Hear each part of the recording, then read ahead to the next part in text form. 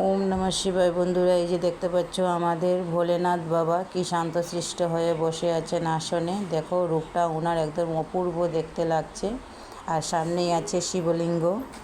আর এই যে দেখো খুবই সুন্দর কিন্তু আমাদের এই মন্দিরটা।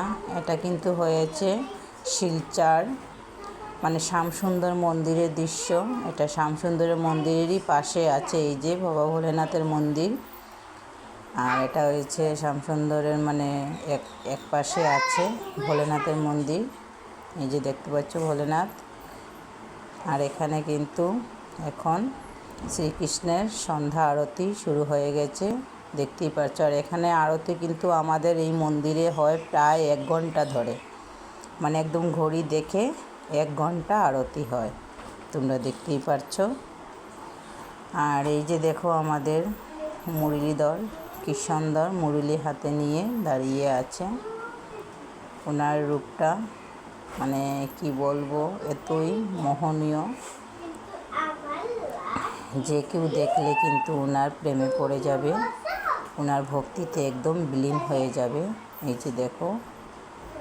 আর এখানে এই শ্রীকৃষ্ণকে দেখার জন্য অনেকটাই ভিড়, কি বলবো। এই যে দেখো অনেক দূর দূর থেকে ভক্তরা এখানে এসেছে শ্রীকৃষ্ণকে দর্শন করবে বলে। ওদেরকে দেখো, ওরা কিন্তু একদম গোপী সেজে এসেছে কৃষ্ণকে দেখবে বলে, আর ওরা দেখছেও। আর এদিকে দেখো চারপাশটা কীভাবে ভক্তবৃন্দদের ভিড় হয়ে রয়েছে। সবাই কিন্তু এখানে কৃষ্ণের নাম জপ করছে, দেখতেই পারছো। আর এখন এই যে দেখো সব দাঁড়িয়ে পড়েছে, কারণ এখান সন্ধ্যা আরতি হবে। আর আমি তো বলেছি এখানে আমাদের মন্দিরে সন্ধ্যা আরতি হয় প্রায় 1 ঘন্টা ধরে, মানে একটুকু কম বেশি হয় না। ঘড়ি দেখে পুরো 1 ঘন্টা আরতি হয়।